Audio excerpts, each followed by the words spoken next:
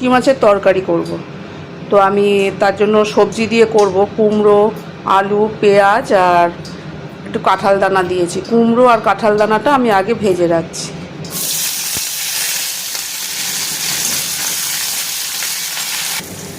একটু হলুদ দিলাম আর একটু নুন দিয়ে এটা কুমড়োটা আর কাঁঠাল দানাটা ভেজে রাখবো। কুমড়োটা কাঁঠাল দানাটা ভাজা ভাজা হয়ে এসছে।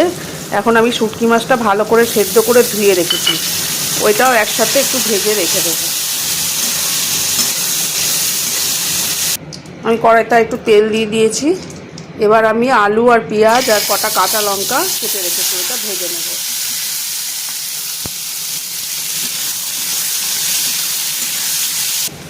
এখন এই ভাজাটার মধ্যে আমি 8 কোয়া রসুন থেতো করে রেখেছি, ওটা দিয়ে দিলাম।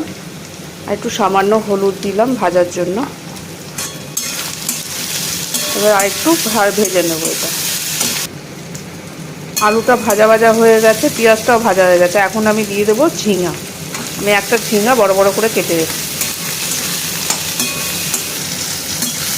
আলু ঝিঙাটাও ভাজা ভাজা হয়ে গেছে। এখন আমি দিয়ে দেবো একটু হলুদ। আগে একটু হলুদ দিয়েছি, এখন একটু হলুদ দেবো।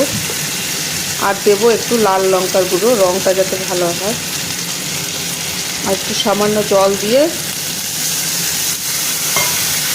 এটা কষাবো।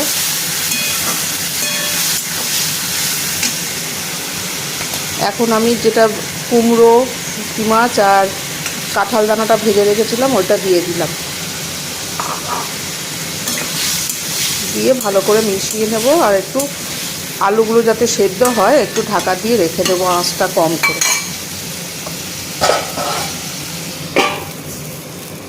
এখন আমি ঢাকাটা খুলছি।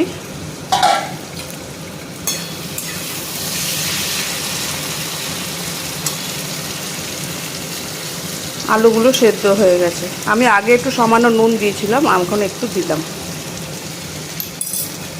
দিয়ে ভালো করে মিশিয়ে এটা নামিয়ে নেব। এটা হয়ে গেছে, তরকারিটা হয়ে গেছে।